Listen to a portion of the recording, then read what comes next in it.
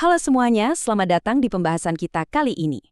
Hari ini, kita bakal membedah sebuah kerangka kerja anti gagal untuk mengklasifikasikan aktivitas bisnis yang kompleks, khususnya buat persiapan sensus ekonomi 2026. Buat teman-teman yang turun langsung ke lapangan, pasti tahu banget kan betapa bingungnya nentuin apa yang sebenarnya dikerjakan oleh sebuah usaha. Nah, jangan khawatir, kita bakal ubah kebingungan itu jadi super jelas di sini. Oke, mari kita mulai dari pertanyaan paling mendasar. Apa sih sebenarnya kegiatan utama dari usaha ini? Kelihatannya sepele ya, tapi dengerin deh. Sebagai pencacah data, satu asumsi yang meleset sedikit aja, wah itu bisa bikin seluruh data ekonomi nasional kita ikutan melenceng. Kita ini ibarat lagi motret wajah ekonomi Indonesia, jadi akurasi itu harga mati. Di sesi ini, kita bakal pakai 6 langkah investigasi, mulai dari hierarki identifikasi, terus kita masuk ke soal produksi barang makanan dan minuman, jual beli barang, sektor pertanian dan konstruksi, dan ditutup dengan teknik probing level master. Yuk kita mulai. Bagian pertama, hierarki identifikasi. Ini tuh semacam ground rules yang benar-benar wajib kita pegang sebelum menilai aktivitas apapun. Teman-teman harus banget ikutin urutan ketat ini. Pertama, selalu cek dari mana sumber pendapatan atau nilai produksi terbesarnya berasal. Kalau ternyata imbang atau susah banget dipastiin, baru deh turun ke langkah kedua, lihat mana yang makan waktu paling banyak. Masih sama juga? Nah, baru kita jadikan pengakuan responden atau sifat alami usaha tersebut sebagai keputusan akhir. Tapi tunggu dulu, ada pengecualian yang super penting di sini. Buat usaha-usaha kayak salon, bengkel, fotokopi, minimarket, karaoke, dan klinik kecantikan, aturan pendapatan terbesar tadi itu nggak berlaku. Mereka selalu ngikutin sifat dasar usahanya.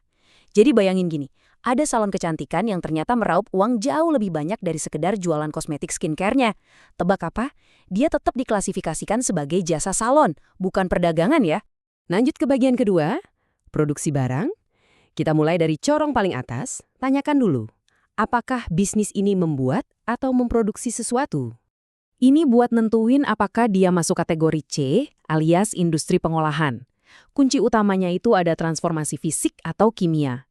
Harus ada input bahan mentah, misal gandum atau kayu. Terus ada prosesnya nih, dimasak, dirakit, dikemas, sampai jadilah produk yang benar-benar baru.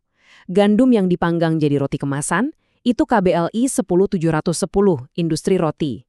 Kayu dirakit jadi lemari, itu masuk 31.001 buat furnitur. Selama ada perubahan wujud, fix itu wilayah industri. Bagian ketiga, makanan dan minuman. Nah, gimana ceritanya kalau mereka ngolah makanan, tapi kok kayaknya beda dari industri gede tadi? Ini sering bikin ketukar, jadi perhatiin ya, poin krusialnya itu ada di niat dan waktu konsumsi. Kalau ada pabrik bikin dimsum beku yang dikemas buat dijual lagi nanti, itu jelas industri. Tapi kalau abang-abang gerobak yang ngukus dimsum dan langsung menyajikan ke pembeli buat dimakan saat itu juga, nah itu masuk kategori I, penyediaan makan minum. Intinya tanyain aja, ini langsung dimakan sekarang nggak? Kita geser ke bagian keempat, jual beli barang. Kalau ternyata nggak ada proses produksi atau masak-memasak sama sekali, kita turun lagi nih ke kategori perdagangan. Kategori G ini murni cuma soal reselling. Jadi si pelaku usaha beli barang udah jadi atau ambil stok dari distributor, terus dia pajang dan jual lagi tanpa ngubah bentuk fisiknya sama sekali. Nggak ada tuh proses ngeracik atau produksi utama. Contoh paling umum ya toko kelontong, butik pakaian, minimarket, atau reseller online. Oke, bagian kelima, pertanian dan konstruksi. Mari kita lurusin bareng-bareng, soalnya ini sektor yang sering banget nimbulin perdebatan di lapangan.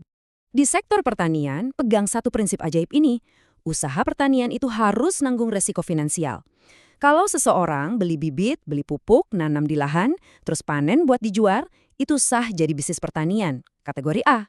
Tapi, kalau dia cuma buruh tani yang dibayar harian, atau cuma iseng nanam sayur di belakang rumah buat hobi, ya itu bukan entitas bisnis dong. Jangan sampai salah nyatet ya. Logika soal nanggung resiko, ini juga kepake banget di sektor konstruksi. Coba bedain dua orang ini. Pemborong yang udah deal nilai proyek, bawa bahan sendiri, dan kalau proyeknya rugi, dia yang nombok. Nah, itu baru masuk kategori F, konstruksi. Sebaliknya, tukang harian yang datang cuma buat dapat upah per hari tanpa mikirin resiko proyek gagal, itu cuma tenaga kerja, bukan usahanya. Terus bedanya konstruksi sama real estate apa? Ini vital banget. Konstruksi alias kategori F Itu intinya mereka ngasih jasa ngebangun buat orang lain. Sedangkan kategori M, real estate, mereka itu ngebangun atau ngembangin properti di atas tanah milik mereka sendiri yang niatnya buat dijual atau disewain nanti. Beda banget kan niat asalnya? Terakhir, bagian keenam, teknik probing. Kita udah tahu persis apa yang dicari. Nah, pertanyaannya, gimana cara ngorek data sepresisi ini dari responden secara langsung? Teman-teman, pakai aja metode KPK. Pertama, connect. Senyum, sapa yang ramah, bikin mereka ngerasa aman dulu, jangan kaku. Kedua, probing. Kasih pertanyaan yang dari umum, pelan-pelan mengerucut ke yang spesifik.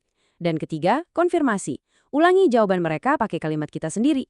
Oh, jadi Bapak bikin rotinya di belakang rumah ya? Pastiin benar, baru dicatat. Kalau responden ngasih jawaban yang ngambang banget, misal ditanya kerja apa, jawabannya cuma wira swasta. Pakai teknik chunking down. Jangan berhenti di situ, kejar pelan-pelan. Wira swastanya apa, Pak? Bapak memproduksi barangnya sendiri atau cuma jualin ulang? Gitu. Jangan lupa lakuin juga chunking side, buat ngecek ada kegiatan sampingan atau enggak. Selain buka toko jilbab di pasar, jualan online juga enggak, Bu? Ini buat cegah double counting.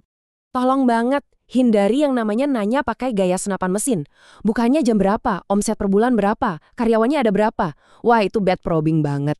Sabar, tanyanya satu-satu aja dengan nada netral. Dan yang paling penting, kasih mereka jeda 2 detik buat mikir. Jangan sampai kita buru-buru, ujung-ujungnya malah ngarahin jawaban mereka. Pada akhirnya, setiap klasifikasi tunggal yang teman-teman tentukan di lapangan itu berdampak langsung loh pada potret ekonomi negara kita. Jadi pertanyaannya, saat kalian ngetuk pintu responden berikutnya besok, apa kalian bakal biarin asumsi yang jalan? Atau kalian siap pakai panduan ini buat benar-benar menggali fakta? Tetap semangat bertugas, semoga sesi ini ngebantu banget ya. Dan sampai jumpa!